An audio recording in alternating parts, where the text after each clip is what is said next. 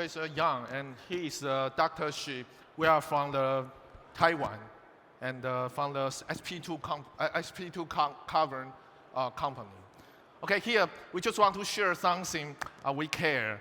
Okay, the only thing we want to bring to you guys is to bring the high frequency and ultra broadband EMI shielding to this world.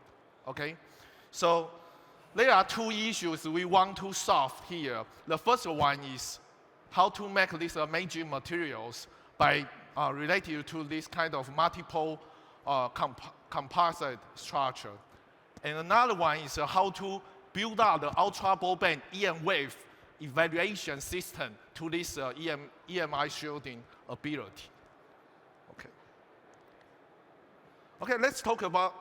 Oh, come on. Let's first pages. Okay, so this is our topic, which is EMI shielding variation of multi-layer composite structures. Okay, so let's talk about companies. The only thing our company want to achieve is just like what I say, we want to achieve the ultra broadband and the high frequency EMI shielding in these lots of different applications. And how to define the high frequency? The high frequency means we have the large enough bandwidth to apply into something like the 5G or beyond 5G and even 6G application in the future.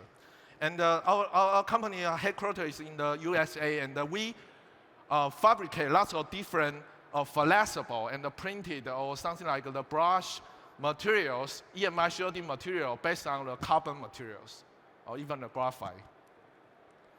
Okay, let's give an example. Let's talk about the global aircraft total market size.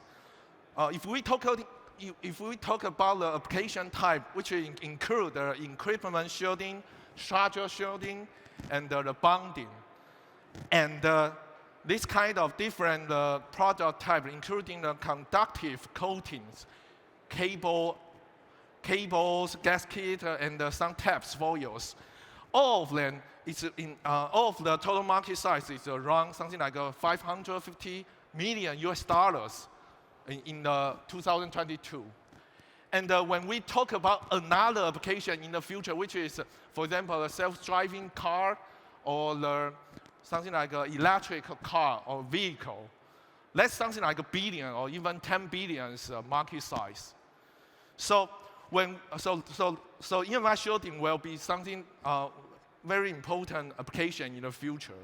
So we can use lots of different ways to achieve the EMI shielding. For example, what you can see here, the metals and alloys, or foam strip, or some graphene or nanotube, but all of them have some problem, which is the frequency response.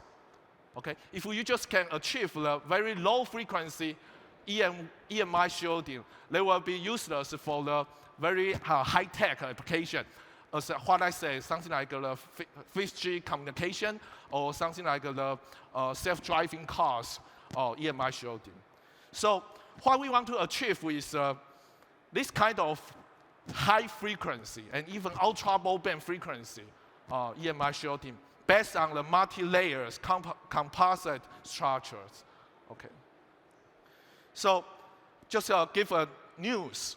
Okay. So in this year, American just say American just try to FCC just open the 90 gigahertz to the 3,000 gigahertz, which is 3 terahertz for the 6G and 7G applications.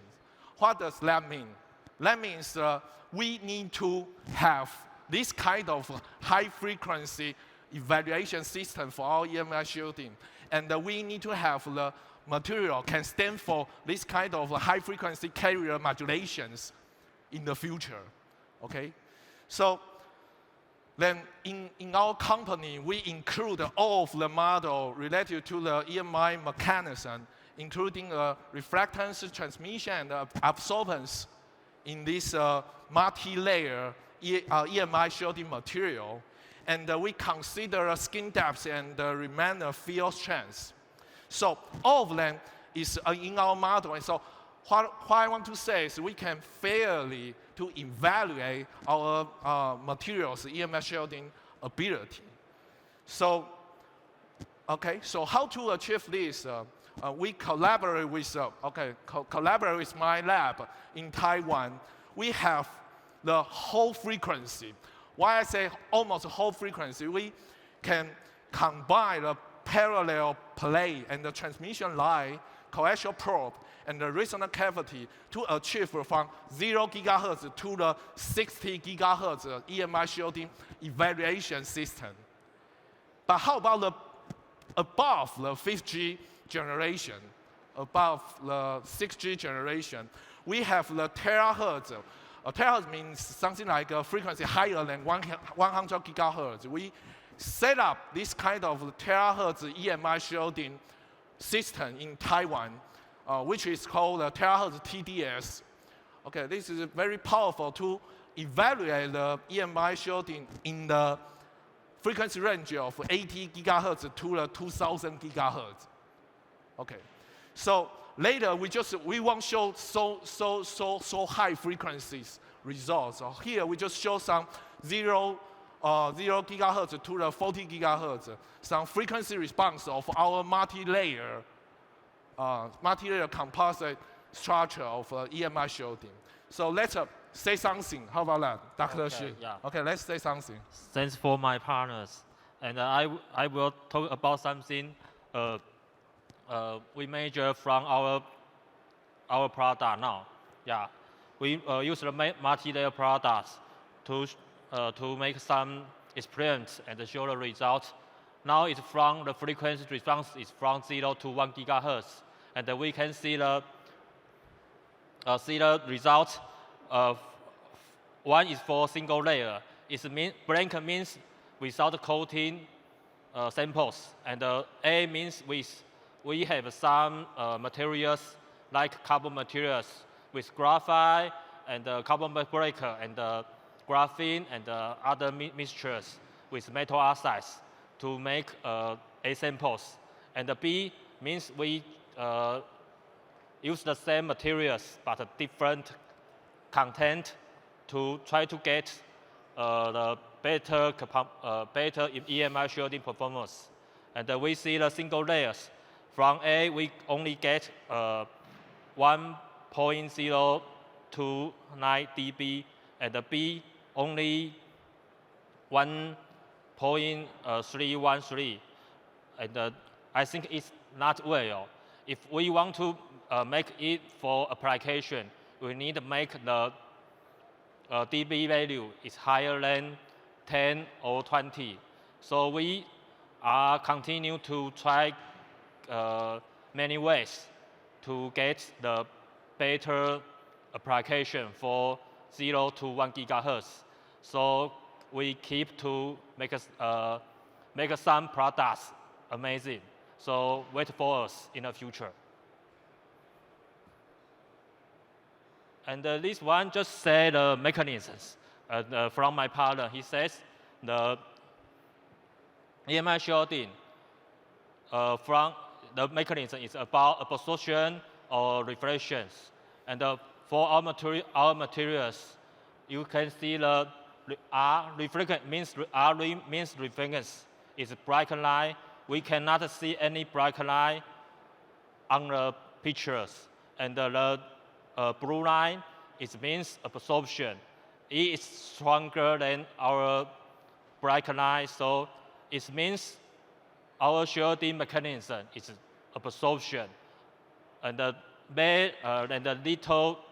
little reflections, yeah. And this one, we get the full frequency from 0 to 40 gigahertz. And we can see single layers, this left side, and you can see the blank A and B, and we can see the result. If higher than 10 gigahertz, we got the dB value is higher than 10 dB, so we can show this product is well for the application for like in our life. or some special application like aerospace. And also, I want to institute the shielding mechanism. Yeah, from this one, we can see the picture in the below, in the middle. You can see after the 15 gigahertz, the absorption is close to 100%. And another, if we made the multi-layer, means bilayer, we can see the absorption is close to 100%. So it means our materials, the shielding mechanism is absorption, and it will not avoid electromechanical pollutions. So I think we will make amazing product in the future. So wait for us. So back to my partner. Okay, hi, I'm Gen. Okay, so let's reclaim. We want to something like bring the high frequency EMI shielding to this world. So actually, we are not done yet, but we are on the way, and I think that's good enough to put down some application. So we have some summary here. The first one is we just achieved the multi-layer structure using a non-woven substrate treated with waterborne, something like a polyurethane binder and the various carbon base. And all of them is developed by the SP2 Carbon. Okay, so another thing is we analyze all of the samples, all of the high frequency and the ultra broadband EMI shielding material by using the high frequency dielectric material measurement technique, including the terahertz and some 60 or 40 gigahertz system at the NTNU to have excellent EMI shielding effectors above 10 to 15 gigahertz, where we can have the absorption is almost around something like 100%.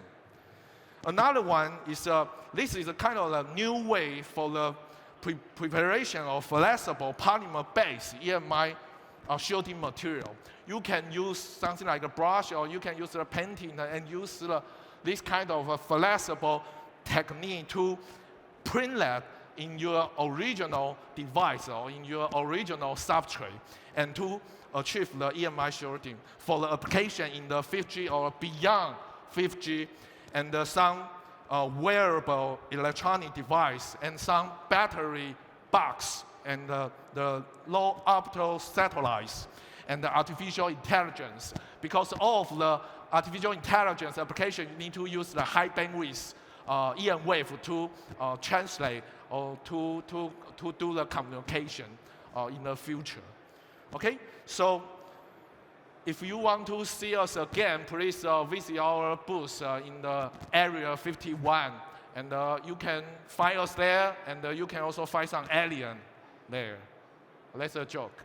Okay, so area 51, see you guys there. Stop by our booth and find what you are looking for. Thanks. Thank you. Thank you, everyone.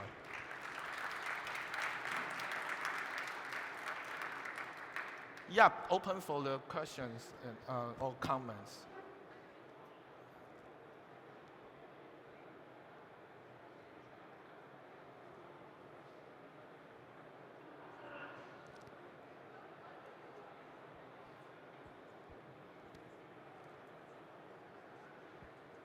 Well, no? Any questions is welcome to give here.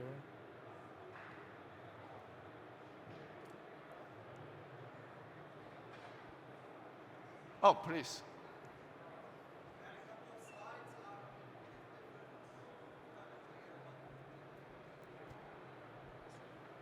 Merci beaucoup.